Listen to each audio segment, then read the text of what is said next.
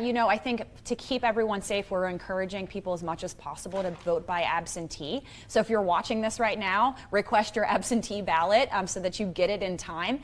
But, you know, voting absentee requires a level of voter education that we've really had to get out in front of. Other candidates and other organizations have to get out in front of too. It's not intuitive. When you get the form, you have to fill it out correctly. You have to have someone sign it for you as a witness. If you live alone, that can be difficult, especially if you're immunocompromised and you don't have someone that can sign it for you.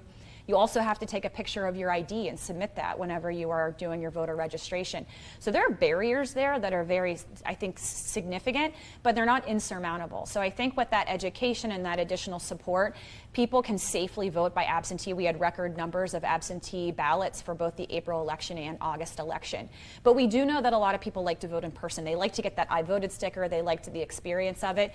We have really great hours here, an extended period of time for absentee, early in-person absentee voting. So I encourage people to get out there. They can go up to the city building. They can vote safely. They can get in and out. And they also have the absentee ballot drop box there. For the election in November on election day, the city has a great plan to ensure that everybody is safe and that we're not facing a similar situation that we did in April with those long lines. So I feel good about what that looks like. But at the end of the day, absentee, it generally is the safest way to vote.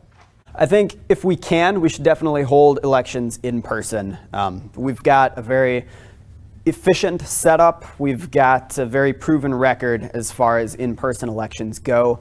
This last primary in August showed that it can be done safely if we have multiple locations open, if we keep our volunteers protected.